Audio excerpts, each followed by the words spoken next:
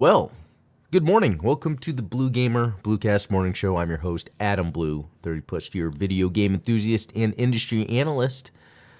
And today, let's see, is December 31st, 2024. Of course, it's the last day of the year because this is the Game of the Year show or episode.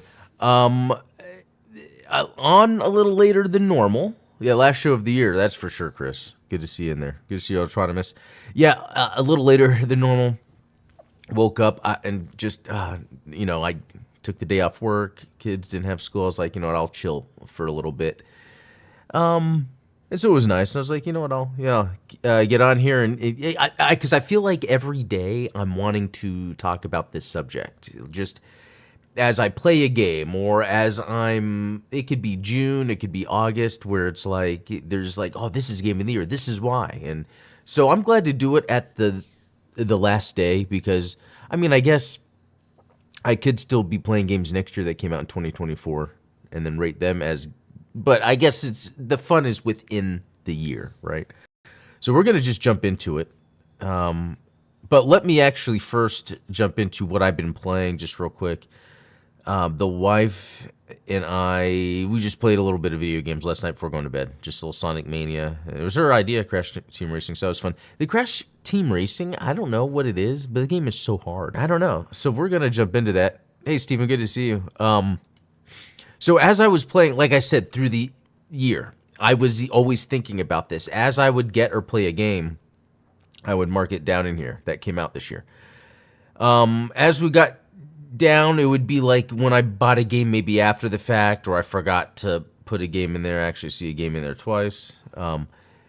So we're gonna go through the games that came out in 2024 that I was playing. Talk about some games that came out previously that I played in 2024 that I really liked, and then stuff that I missed out on, and then some extra things that this year I liked. Maybe talk about best game, music, graphics, etc. So, with the games that came out this year, I'll already say I think my top 5: Helldivers 2, Dragon's Dogma 2, Star Wars Outlaws, Dominus Collection, Astrobot. And I kind of go why as I go through each one, just on a surface level. Helldivers 2, I think it was a surprise because of how the mechanics worked. I played the original Helldivers when I saw they were making the sequel, and that it was like this third-person, shooter, like kind of changing their perspective, and it's just a shooter online. I'm like, do we really need this? But what it really, I guess, the main thing about it that worked, I don't know what I'm trying to say, is the mechanics. That's what won me over. It's like it didn't matter what it was. It's just the mechanics, the way it felt moving your character. I think the developer or someone cited Metal Gear Solid 5, and Metal Gear Solid 5 I know always had that kind of good movement. It's almost like free movement of your character where you almost feel like intentional physics with how you're moving and everything. So Helldivers 2 felt very good, and on top of that it had, the weapons you would get, you would use, shooting aliens. That's always fun. It had more to it than that, but that's what really I think helped it stays. When you play the game, it just felt right. So that's why that's there, okay? And I think I put over 30 hours in it, if I'm not mistaken. We'll check that too. So Dragon's Dogma 2 is almost the same thing. I feel like these games have that similar type of feel between them two, where it's very deliberate, physics-based. It just feels fluid. Even if it's a little slow, that slow is just part of the animation for your mind to like really get what's happening. And with Dragon's Dogma 2, not only does it have really good combat, that's just something I like, the feeling of combat, but just the world you were in and how, like, sometimes I didn't have a quest. I'm like, well, what do I do? Excuse me.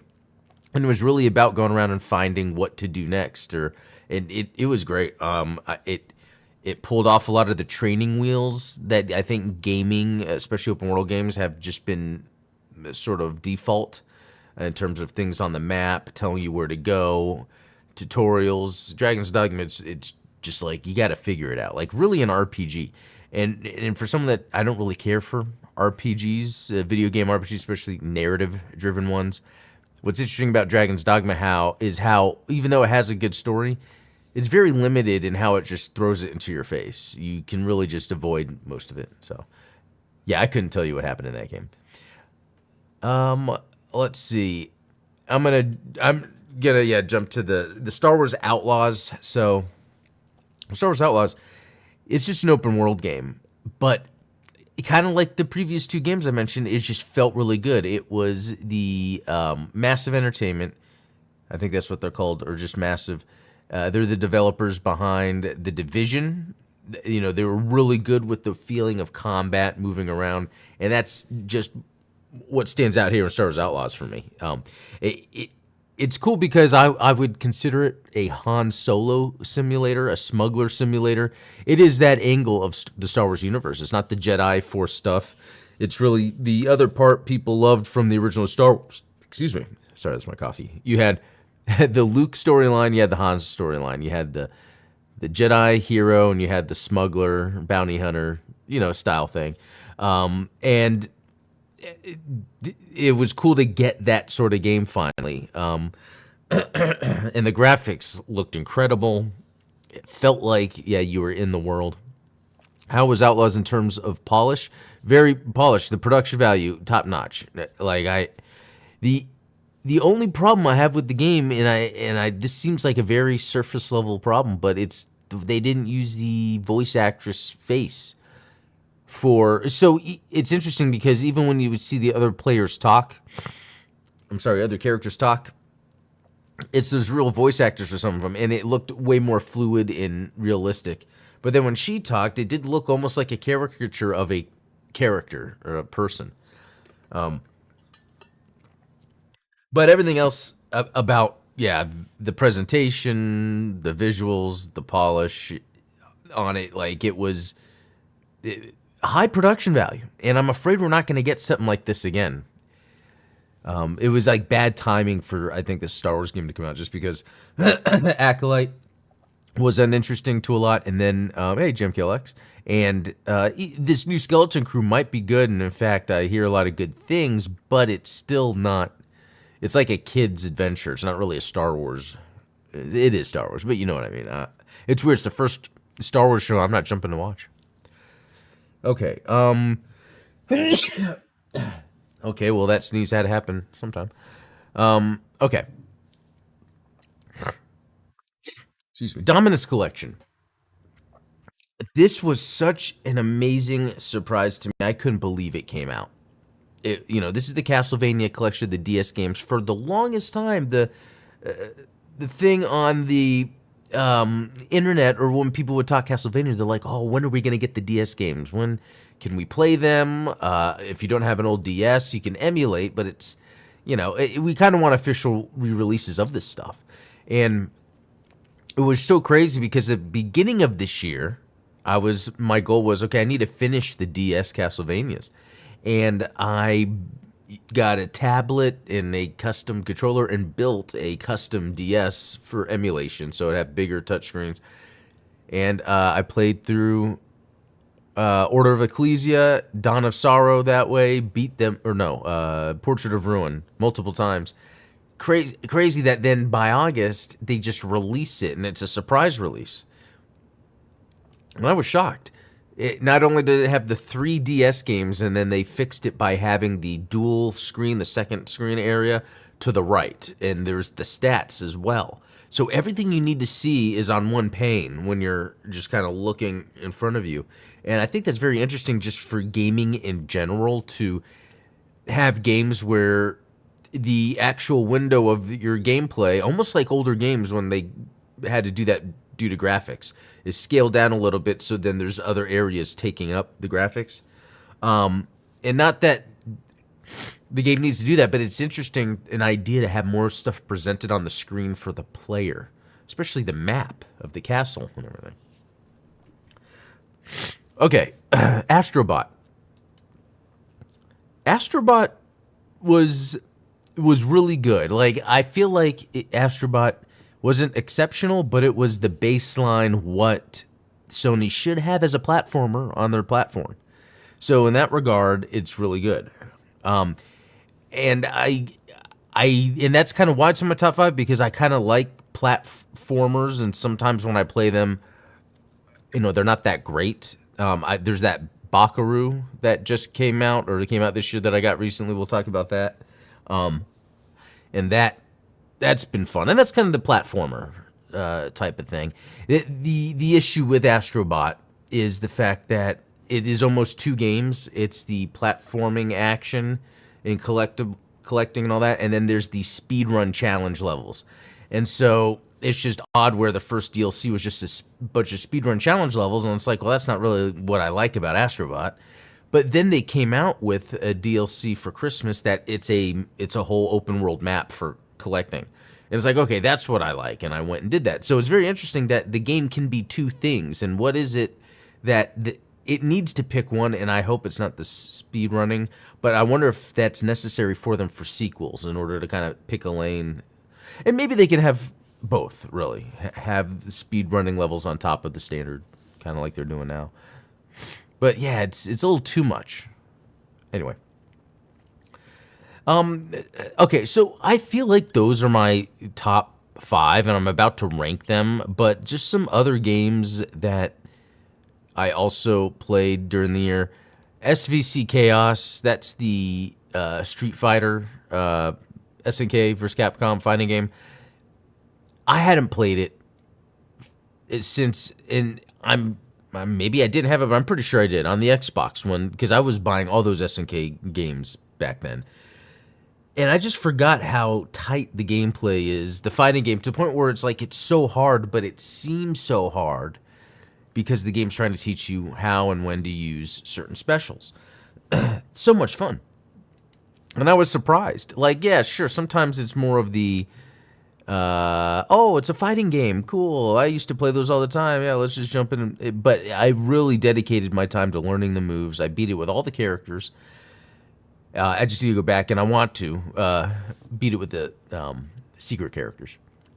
Okay, Metal Slug Awakening. This is weird, okay? This Metal Slug Awakening is almost my top game of the year. What keeps it from being that is the fact that it is a free-to-play game. And I just mean in terms of... So it has the core gameplay there of a Metal Slug game, updated a bit, modernized, to where like, wow, this is how you would do a modern Metal Slug game.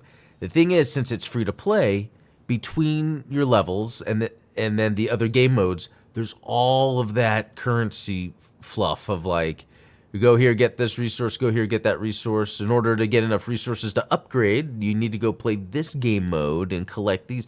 It's a bunch of that whole thing that happens on these mobile games. Disappointingly, another one is there was a Godzilla mobile game I started playing since I got into Godzilla recently, and it does the same thing. And it's super disappointing. And it could be some people are cool with that, but that stuff, as soon as a game introduces all that, I'm out. So Metal Slug Awakening, I played, actually, let's look it up. Because I want to say for a free-to-play game that I didn't put money in, 18 hours. For a Metal Slug game, 18 hours, I think, was good. I think I played enough of that to confirm it is a great game. Almost game of the year. Black Myth Wukong, close. It's, it's a good game, but it's just, how to explain it? It's just a really well done, more of the same, if you will. And the other thing, too, is the graphics are incredible, but a lot of it is this thing nowadays where engines will just have photorealistic stuff around, and so just, yeah, it looks fantastic. And it kind of pulls back on the art style, but then in Black Myth Wukong, actually, the designs of all the characters and bosses are awesome. So it really is a good game. And then Gundam Breaker 4, just because it's Gundam, and I like Gundam, that's a good one. Space Marine 2, that it's this thing where it just plays like Space Marine. Like, I like it. It's a great game. And there's a theme here that I'm running with that I want to get to later when it comes to 2024 in general. But yeah, Space Marine 2, good, but, not like, oh my god, amazing. I don't know. Starship Troopers Extermination. Good game, but not Game of the Year material. V Rising could almost be for me because I spent so much time on this. I was really just trying to get Castlevania DLC stuff unlocked. And man, I spent so much time playing it. It's interesting. It's a game I like because there's strategy involved, there's action involved. It's one of those, there's time commitments to it. Okay, so Balatro, I know, is a big one on people's Game of the Year lists. For me, I don't consider Balatro a video game of the year because really, it's even the graphics are cards, and you could essentially play it in real life. There's a big disconnect where for me it's more of like having a Sudoku game, a video game. You know, it's like you could do it on paper, and then you're just looking at Sudoku lines and numbers on the video game. If you're, you know what I mean? Like Balatro's good and it's fun, but not like a Game of the Year type of thing. So Contra Operation Galuga, I didn't give it enough time, but it's actually really good. I really like the setup that it was going for with the sort of the way you go through the levels, the way you get the upgrades. Really well done, and I would like to give it more time. And then the Ash vs. Evil Dead game, disappointing. I beat it in a day or two, and I think I did it on stream also. Just not, I don't know. At the same time, it's like, that's cool they did this, and I had fun, but not what it could have been. So, I see this Batman VR, and I'm like, man, I did too much of just playing VR for a little bit and not really giving things enough time. I think it's just because sometimes how cumbersome it is to put on the headset, make sure everything's all tuned correctly. Oh, the floor, I got to resize this, and I got to adjust. And sometimes there's like barrier to like, I just want to sit and play.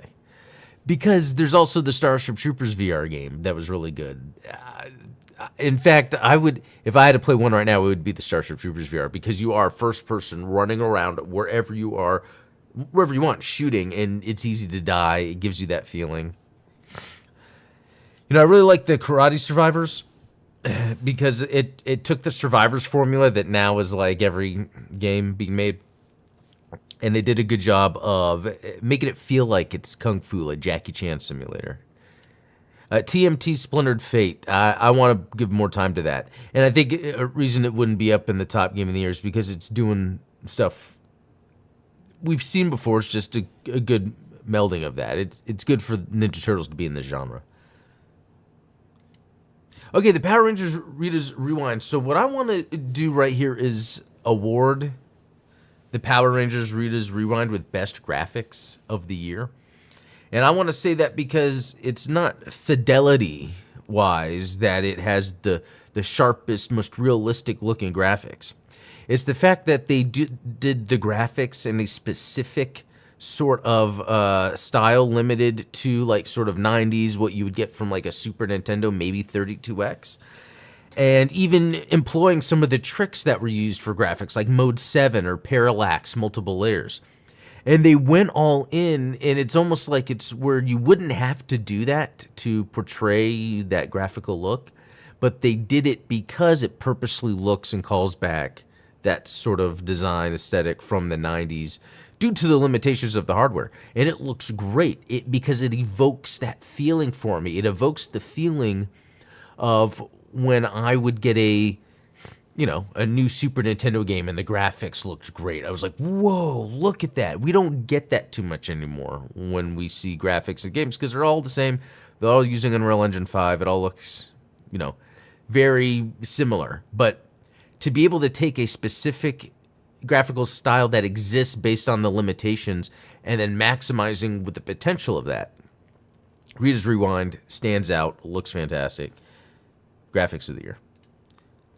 And then moving on to Indiana Jones and the Great Circle, this game actually looks great too. In fact, the opening is amazing. If you're an Indiana Jones fan, I think you would find this to be amazing.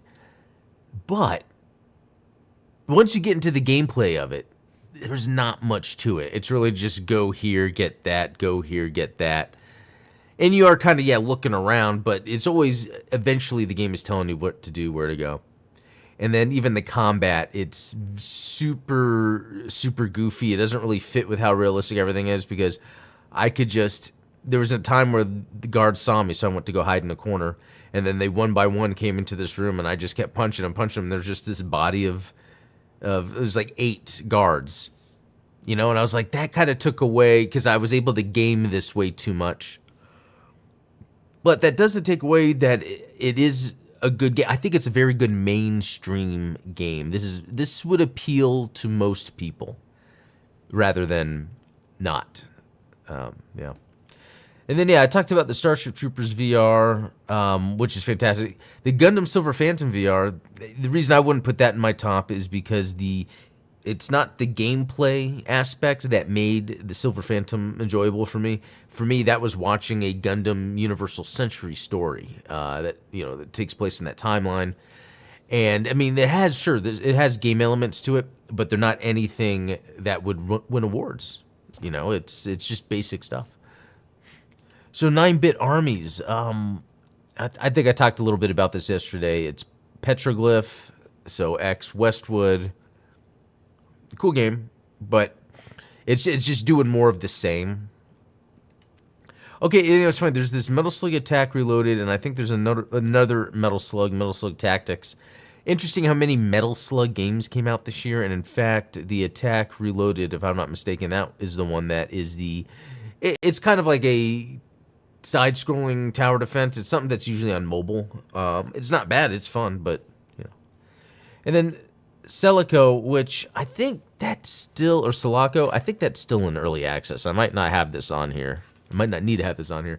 Yeah, because that's a really cool game. Played the demo, loved it. Then I think it came out, but it's still the early access. And that's something this year that I pretty much stayed away from, and that was getting early access games, just because I've noticed now, like, a lot of times once a game finally comes out, it's finished, it's done, or even a game that's not early access and on the way, so many updates and changes are being made that sometimes it's worth waiting. And that's a very interesting topic, because it could be worth waiting even for games that's their release. That's when they've gone gold. This is the main game, but it still could be in 6 months or to a year just as, or even more different than a game that released as early access and then they made changes to it. Yeah, so it's case by case, I think. Bolt Gun DLC, I barely remember it, but I had fun with the Bolt Gun. I remember I was playing it a lot at Christmas last year, because that was one of the, like, by the end of the year I needed to play it. Kill Knight, another survivor-like that looked like they had some more meat to it, but it's really just another survivor-like. And I don't want to say just, because they're pretty fun. And then Bakaru. Yeah, that's that platformer. It's really fun. Would it be in the top? No, but it's pretty close to, like, Astrobot. I think Astrobot, there's more of an achievement there of being a Sony property that's working for it. Like, if Bakaru was some different IP, you know, then maybe. Okay, something else I wanted to add. Let's see. Shadow of the Ninja Reborn in Rogue Flight. So Shadow of the Ninja Reborn is a remake of the Nintendo game, and you know what? If I had more time with it, I might be thinking of it more favorably. I played it too late, but the graphics are great. It's 2D pixel art that's done wonderful. The music is wonderful. The gameplay itself feels really good, and I like the difficulty. But need more time with it. Okay. Rogue Flight. So, yeah, I talked about this yesterday, too. That's a very interesting game. Doesn't really do anything new, because I'm trying to think. There's a theme I was talking about coming here. It's more like Star Fox, roguelike. I'm done with the rogue stuff, by the way. Okay, so from this, if I was to crown my game of the year, it would be Castlevania The Dominus Collection, because that is exactly what my gaming mood was of this past year was Castlevania.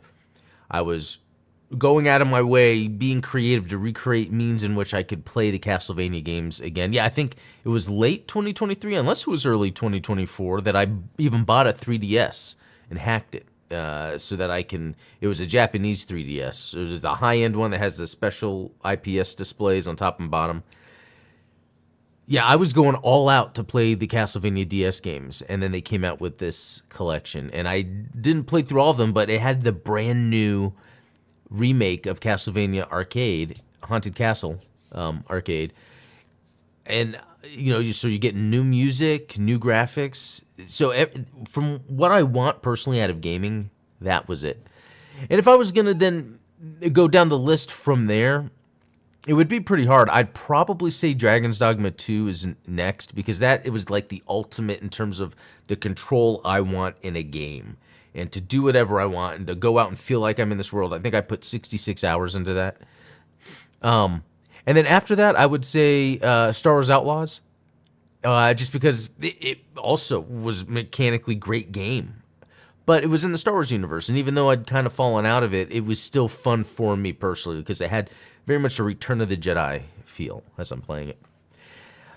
And then next, I would go Astrobot, because it's the unique PlayStation platformer that they've needed forever. It's so weird how it takes so long for Sony to figure out what to do sometimes.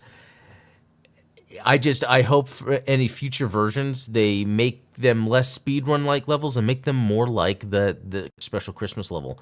If they expanded on what they did with that Christmas level alone, I think is better than any level in Astrobot. Because of what it does. It's giving you multiple specials within that you can then use in different ways, whereas sometimes each level just has one special. But anyway, I think the platformer could still, do well if done well. And then last would be Helldivers 2. I want to keep this on the list because I do think the controls are to be copied. I think other developers need to look at the mechanics of the controls and continue to use that in future games. I did put, 30 hours or more in, which is kind of my, I think, average for when I like a game, because Dragon's Dogma was 66.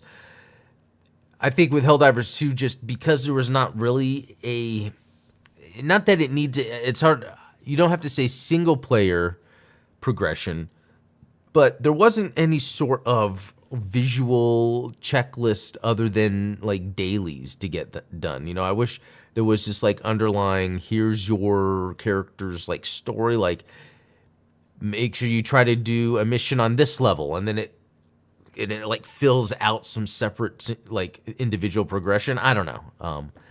I think something like that would work. Hey, Rogue New Type. So, okay. I want to say, though, and I don't want it to sound bad, but 2024 wasn't that strong to me.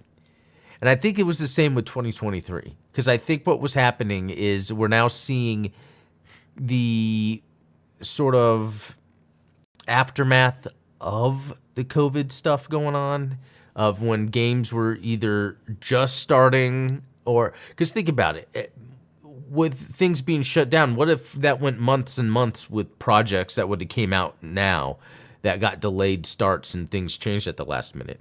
Because I think a lot of the games that came out and that were fun were like sequels or just the same thing we see a lot.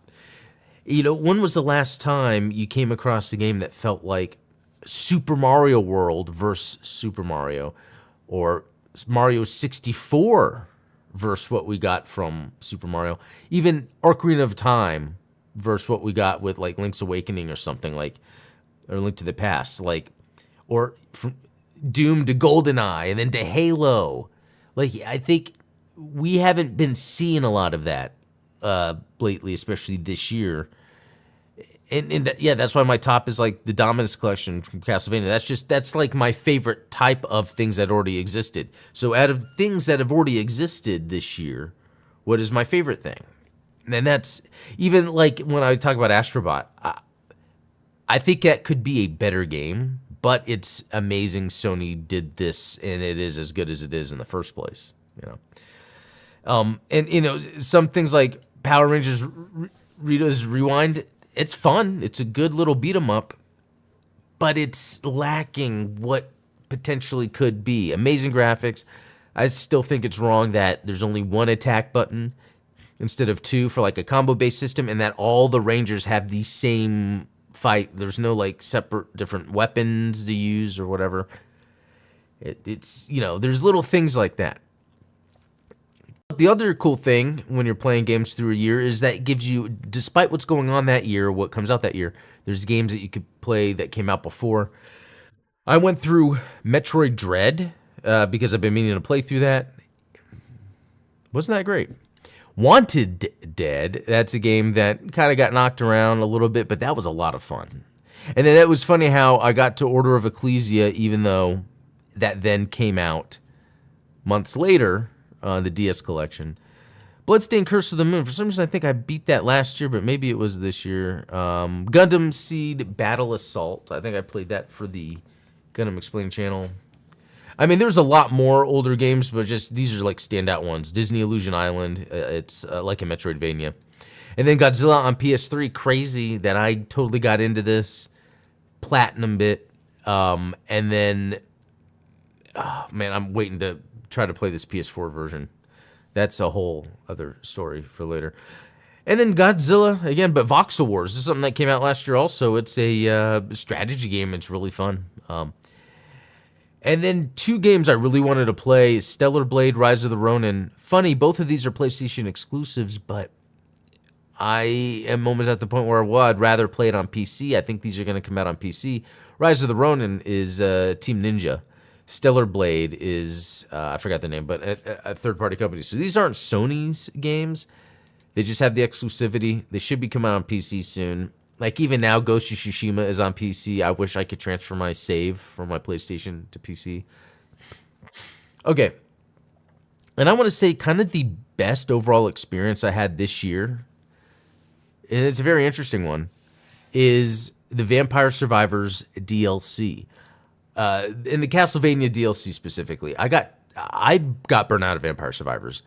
But what was so fun about the Castlevania DLC is that you played on a Castlevania map, and there was over 20 characters to unlock, and you play a character from the games with a certain weapon from the games. It was like a lore, like I was all in the Castlevania universe, the lore. Unlocking the music, each character had different music. If you're a big fan of Castlevania music, that's a big deal. Like, it was, for me, that was like a celebration of Castlevania. And it's amazing that that happened this year after I was so getting back into Castlevania. Tried to build a DS to play the DS games. Then they came out around my birthday, which was insane. So that was my favorite experience I always remember for 2024. Yeah, and so we called out the best game, and I think best music kind of it's that same thing. It's going to be the Vampire Survivors Castlevania DLC. Although I was surprised how good the Star Wars Outlaws music is, and it's like it sounds like Star Wars, but it's none of the Star Wars themes, but it's good. Like it sounds like Return of the Jedi. That's kind of my go-to of like action-oriented Star Wars is Return of the Jedi. And then, yeah, graphics was Reader's Rewind, and then multiplayer. You know, that's something I'm going to think about right now, because what did I play multiplayer the most? I think it was Helldivers 2. I don't do too much multiplayer. But, yeah, Helldivers 2. All right, so that does it. That was my game of the year. Goes to the Castlevania Dominus Collection. Yeah, with my favorite little experience being that Castlevania DLC and Vampire Survivors, so that was kind of the year for me. That's exciting. 2024, like I said, it didn't have any new, unique experiences as all these older sequels or older games, but I think within that, especially getting like the Metal Slug Awakening, SVC Chaos, Raiden Nova, there was a lot where I could say this year did a lot of the cool older things I like about games, you know, before we have newer games coming out, so... All right, well, I'm going to head out, guys. That was fun, and I'll try to be back tomorrow with some more stuff. But until then, be cool.